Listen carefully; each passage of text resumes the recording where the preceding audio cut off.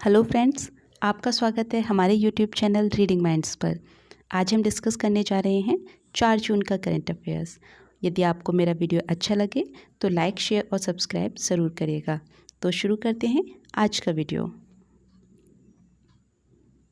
कौन सी भारतीय कंपनी नया स्वदेशी कोरोना टीका विकसित कर रही है?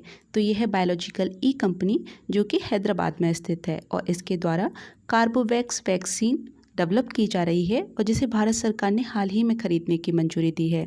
इस तरह भारत के पास अब 2 स्वदेश निर्मित कोरोना टीका हैं। पहला कोवैक्सिन था, जिसे कि भारत बायोटेक हैदराबाद मैन्युफैक्चरिंग कर रही थी, और अब दूसरा नया कार्बोवैक्स टीका। भारत में प्रेजेंट में जो वैक्सीनेशन प्रोग्राम है उसमें कई सारी वैक्सीन इस्तेमाल हो रही हैं, जैसे कि कोविशील्ड, लेकिन ये स्वदेशी नहीं है। कोविशील्ड को ऑक्सफोर्ड एस्ट्राजेनेका ब्रिटेन ने निर्मित किया है और इसको इंडिया में मैन्युफैक्चरिंग करने की जिम्मेदारी सीरम इंस्टीट्यूट की है, जो कि पुणे में स्थित कंपनी है। और सीरम इंस्टीट्यूट दुनिया की सबसे बड़ी वैक्सीन निर्माता कंपनी भी है।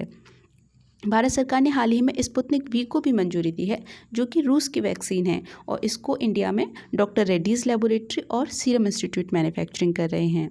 जब हम कार्बोवैक्स वैक्सीन की बात करते हैं तो ये प्रेजेंट में जो भी वैक्सीन है उससे थोड़ी सी डिफरेंट है। इसे आरबीडी प्रोटीन सब यूनिट वैक्सीन कहा जा रहा है। जो प्रेजेंट में वैक्सीन है वो mRNA बेस्ड वैक्सीन भी हैं कुछ। तो जो आरबीडी का अर्थ है वो है रिसेप्टर बाइंडिंग डोमेन, मतलब ये कोरोना के उस हिस्से पर अटैक करके उसको ख़त्म करेगी जिसकी मदद से कोरोना हमारी फेफड़ों से क्या करता है, जुड़ता है और हमको पॉजिटिव यानी कोविड पॉजिटिव बनाता है। तो इस तरह से इसका जो काम करने का तरीका है वो इसके रिसेप्टर्स पे जो है ये काम करेगी और कोरोना को ख़त्म करेगी।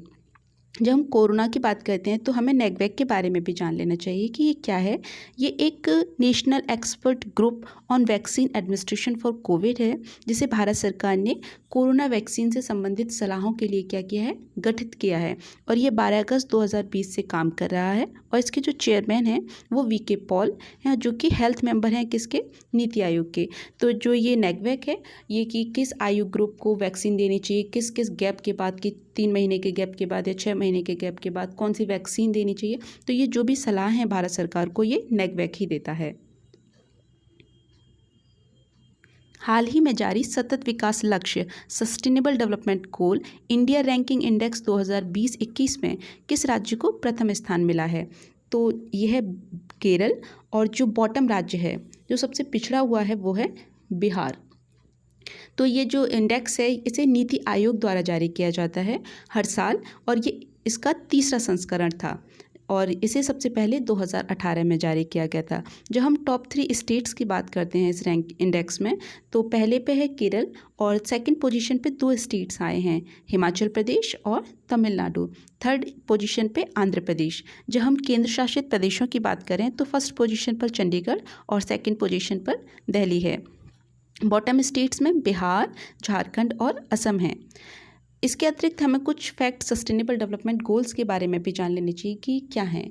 ये सस्टेनेबल डेवलपमेंट गोल्स कुछ गोल्स हैं उन एरिया से रिलेटेड जिन पर कि हमें फोकस करने की ज़रूरत है, जैसे कि हंगर, जेंडर डिस्क्रिमिनेशन, एनवायरनमेंट।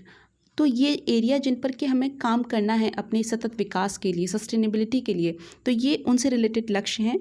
और सस्टेनेबल डेवलपमेंट गोल्स को 2015 में एक्सेप्ट किया गया था संयुक्त राष्ट्र संघ ने अपनी 70वीं बैठक में, और इन लक्ष्यों को हमें 2030 तक क्या करना है, पूरा करना है।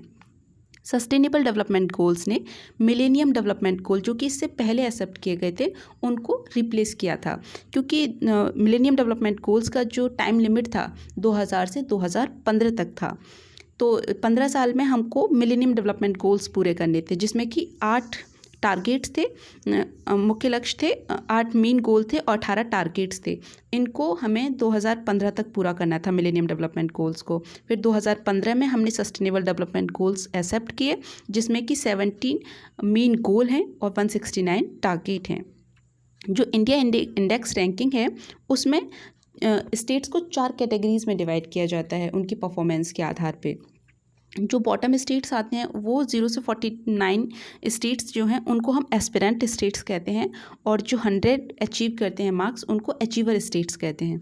तो इस साल की जो रैंकिंग है उसमें ना तो कोई स्टेट इंडिया का एस्पिरेंट स्टेट है और ना ही कोई स्टेट अचीवर स्टेट है। लेकिन जो लास्ट ईयर की रैंकिंग आई थी उसमें असम, बिहार और यूपी, ये जो 3 स्टेट थे वो एस्पिरेंट स्टेट्स थे। एस्पिरेंट स्टेट्स क्या होते हैं? ये सबसे मोस्ट बैकवर्ड स्टेट्स होते हैं जिन पर कि हमको डेवलपमेंट में फोकस करने की ज़रूरत होती है, इनको ज़्यादा अनुदान देने की और डेवलपमेंट करने की ज़्यादा ज़रूरत होती है। नासा ने किस ग्रह के लिए वर्ष 2028 से 30 के मध्य 2 अभियान लॉन्च किए हैं? तो ये है शुक्र ग्रह। तो इसके जो 2 अभियान हैं उनका हमें नाम जानना है। तो पहला अभियान है इसका द विंसी प्लस और दूसरा है वेरिटस अभियान। और ये किस किस के लिए लॉन्च किए गए हैं? जनरली तो ये वहाँ पे जो जीवन की मौजूदगी है कि वहाँ पे कभी जीवन था या नहीं था उसको पता लगाने के लिए हैं। लेकिन द जो विंसी प्लस है वो शुक्र ग्रह के एटमॉस्फेयर की स्टडी करेगा और वहाँ पे एक फास्फाइन तत्व जो कि जीवन की मौजूदगी का पता लगाता है कि जीवन कभी था वहाँ पे, तो ये तत्व केवल तभी पाया जाता है। तो इसका पता लगा के ये बताएगा कि वहाँ कभी जीवन था। और वेरिटस अभियान जो है वो वहाँ की शुक्र ग्रह की जियोलॉजी की क्या करेगा? 3D मैपिंग करेगा। हम कुछ फैक्ट्स जान लेते हैं शुक्र ग्रह के बारे में। शुक्र ग्रह को वीनस भी कहते हैं जो कि सुंदरता की देवी के नाम पे नाम है इनका। और ये जो वेरिटस नाम है ये भी शुक्र ग्रह का एक अन्य नाम है। इसको हम ट्विन प्लैनेट भी यानी पृथ्वी का जुड़वा ग्रह भी कहते हैं क्योंकि इसके बहुत सारे फीचर्स जो हैं वो पृथ्वी से मिलते जुलते हैं। और इसे हम मॉर्निंग या इवनिंग स्टार भी कहते हैं यानी भोर का तारा भी कहते हैं। और यह जो शुक्र ग्रह है वह सौर मंडल का सबसे गर्म ग्रह है। हम सब जानते हैं कि सूर्य के सबसे जो नज़दीक ग्रह है वो बुध है, लेकिन बुध सौर मंडल का सबसे गर्म ग्रह नहीं है बल्कि शुक्र है। क्यों? क्योंकि शुक्र ग्रह पे कार्बन डाइऑक्साइड के घने बादल पाए जाते हैं और हम सब जानते हैं कि कार्बन डाइऑक्साइड क्या है? एक ग्रीन हाउस गैस है जो कि एनर्जी को क्या कर लेती है? ट्रैप कर लेती है और इस तरह से यह शुक्र ग्रह को सौर मंडल का सबसे गर्म ग्रह बनाती है। भारत सरकार ने भी शुक्र ग्रह के लिए एक मिशन प्रस्तावित किया है जो कि इसरो 2024 से 28 के बीच लॉन्च करेगा और इसका नाम है शुक्रायन 1।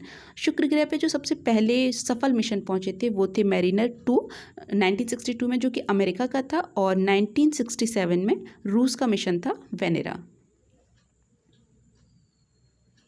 भारत के किस हवाई अड्डे को अंतर्राष्ट्रीय हवाई अड्डा परिषद ने हरित सम्मान या ग्रीन एयरपोर्ट से सम्मानित किया है? तो यह है इंदिरा गांधी हवाई अड्डा जिसे हम IGI एयरपोर्ट भी कहते हैं और यह दिल्ली में है, और दूसरा राजीव गांधी एयरपोर्ट हैदराबाद। हम कुछ फैक्ट्स जान लेते हैं अंतर्राष्ट्रीय हवाई अड्डा परिषद के बारे में। इसकी स्थापना 1991 में हुई थी और इसका जो मुख्यालय है वो मॉन्ट्रियल कनाडा में है। इंदिरा गांधी हवाई अड्डे को लगातार 5वें साल पर्यावरण संरक्षण से संबंधित ये ग्रीन एयरपोर्ट जो अवार्ड है वो दिया गया है। और हर साल अंतर्राष्ट्रीय हवाई अड्डा परिषद जो है थीम डिसाइड करता है जिसके अंतर्गत ये हरित सम्मान दिए जाते हैं। तो इस साल की जो थीम थी वो वायु प्रदूषण से रिलेटेड थी और IGI एयरपोर्ट ने टैक्सी बोट एक एक्सपेरिमेंट किया है। मतलब टैक्सी बोट वहाँ पे रन की जाती हैं जो कि कार्बन के एमिशन को क्या करती हैं? कम करती हैं। और इसी एक्सपेरिमेंट को जो ये प्रयोग है टैक्सी बोट का वहाँ पे जो रन की जाती हैं उसको ही अंतर्राष्ट्रीय हवाई अड्डा परिषद ने सम्मानित किया है। तो अंतर्राष्ट्रीय हवाई अड्डा परिषद द्वारा जो ग्रीन एयरपोर्ट का अवार्ड दिए जाते हैं वो 2 कैटेगरीज में दिए जाते हैं। एक 2.5 करोड़ से अधिक यात्री पर ईयर और 2.5 करोड़ से कम यात्री पर ईयर जो एयरपोर्ट्स पे ट्रैवल करते हैं। एयरपोर्ट्स की 2 कैटेगरी हैं और उसमें फर्स्ट प्राइज़, सेकंड प्राइज़ और थर्ड प्राइज़ दिए जाते हैं। तो जो फर्स्ट प्राइज़ है वो प्लेटिनम है और जो सेकंड प्राइज़ है वो गोल्ड का है और जो थर्ड प्राइज़ होता है वो सिल्वर अवार्ड होता है।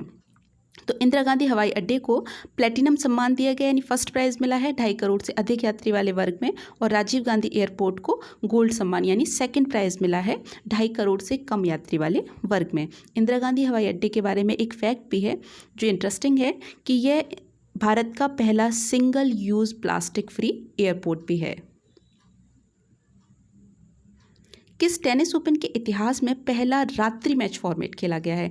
तो ये है फ्रेंच ओपन, और सेरेना विलियम्स जो कि अमेरिका की टेनिस खिलाड़ी हैं उन्होंने हाल ही में इस रात्रि मैच के जो पहला मैच खेला गया था फॉर्मेट में इसको जीता है। कुछ फैक्ट्स हम जान लेते हैं फ्रेंच ओपन के बारे में। यह फ्रांस की राजधानी पेरिस में आयोजित किया जाता है मई से जून मंथ के वीक्स मतलब लास्ट वीक में। और यह टेनिस ओपन कैलेंडर का दूसरा ओपन है। टेनिस ओपन कैलेंडर में 4 ओपन्स खेले जाते हैं। पहला ओपन खेला जाता है ऑस्ट्रेलियन ओपन, दूसरा फ्रेंच ओपन, तीसरा विंबलडन जो कि लंदन में खेला जाता है, और चौथा है यूएस ओपन, अमेरिका में खेला जाता है।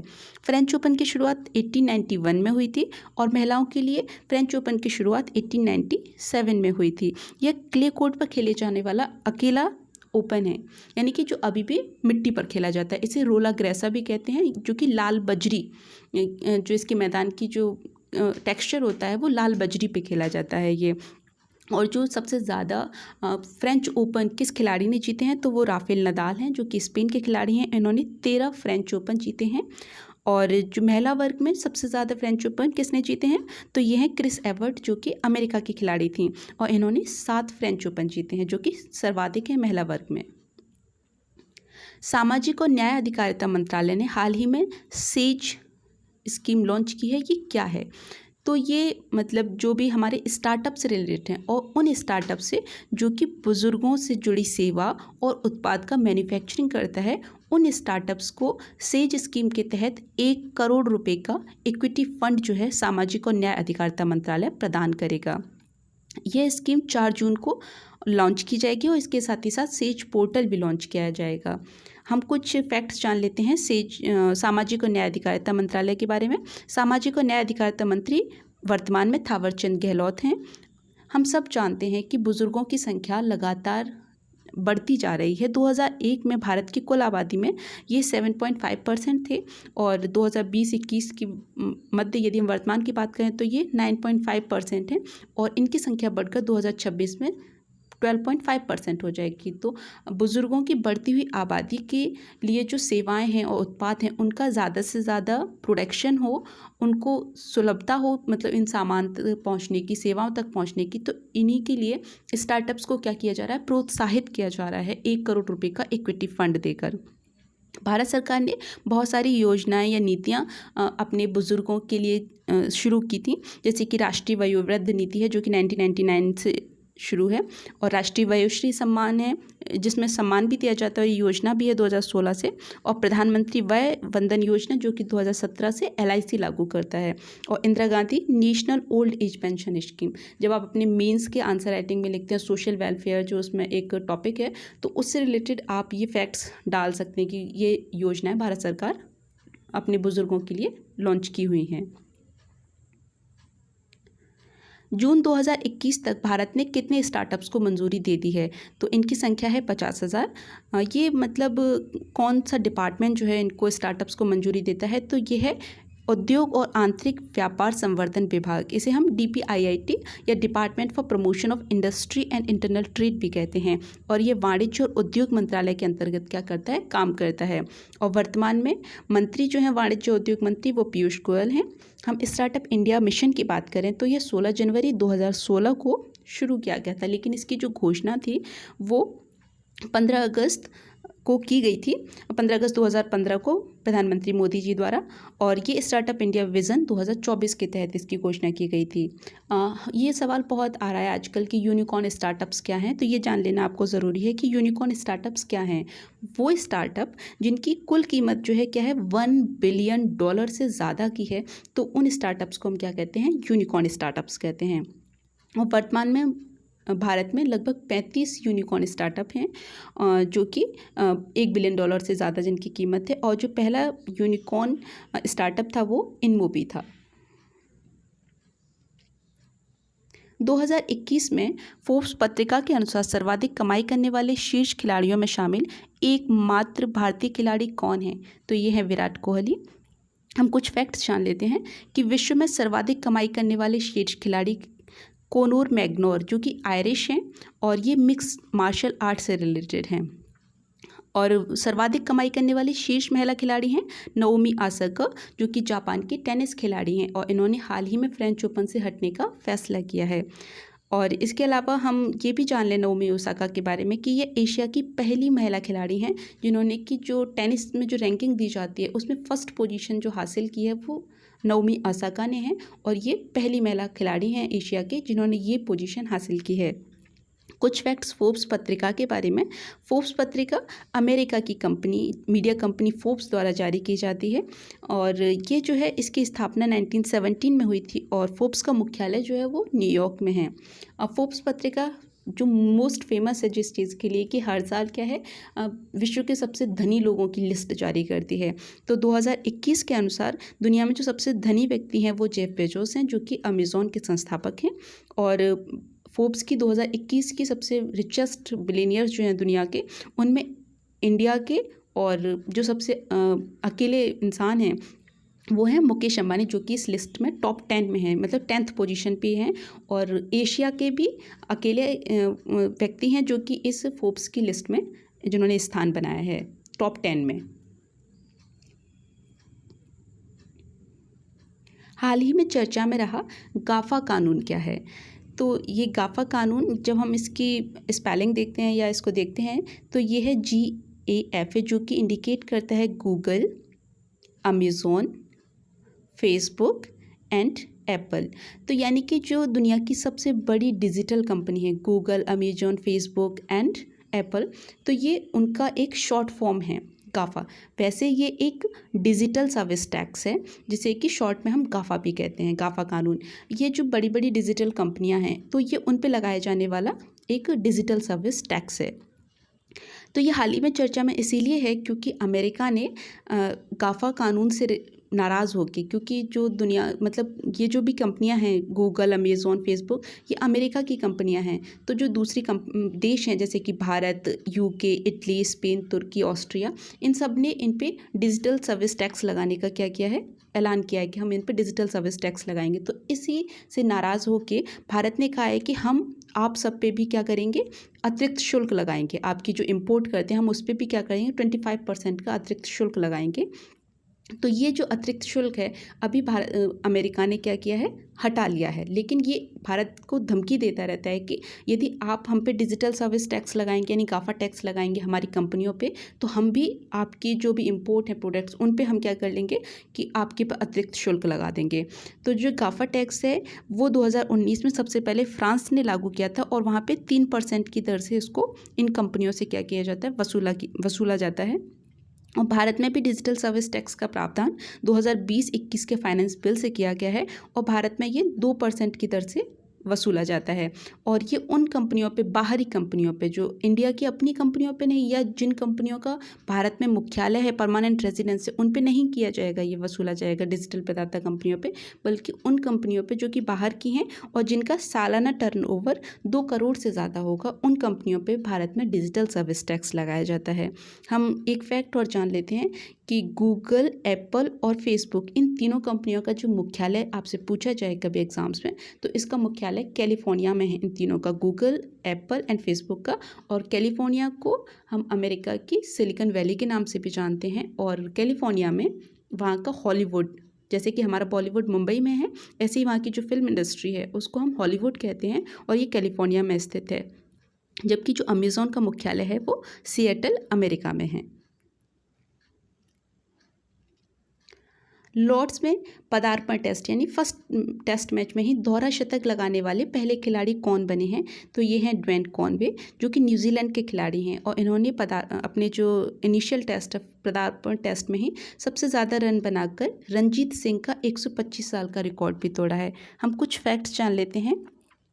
लॉर्ड्स मैदान जो कि ब्रिटेन में है, जहाँ पे इन्होंने ये मतलब दोहरा शतक लगाया है, तो इस मैदान को हम दुनिया का, यानी दुनिया में क्रिकेट का मक्का कहा जाता है। और भारत में क्रिकेट का मक्का किस मैदान को कहा जाता है, तो ये है ईडन गार्डन, कोलकाता। और ईडन गार्डन जो कोलकाता मैदान है वो भारत का सबसे पुराना क्रिकेट स्टेडियम भी है। जब हम बात करते हैं कि भारत का सबसे छोटा क्रिकेट स्टेडियम कौन सा है, तो ये फिरोजशाह कोटला मैदान है, जिसे कि अब अरुण जेटली स्टेडियम के नाम से भी जाना जाता है और ये दिल्ली में स्थित है। यदि हम बात करें कि भारत का या फिर विश्व का, क्योंकि जो भारत में ये जो नरेंद्र मोदी स्टेडियम या मोटेरा स्टेडियम या सरदार वल्लभ भाई पटेल स्टेडियम है, ये विश्व का सबसे बड़ा स्टेडियम है और ये अहमदाबाद में स्थित है।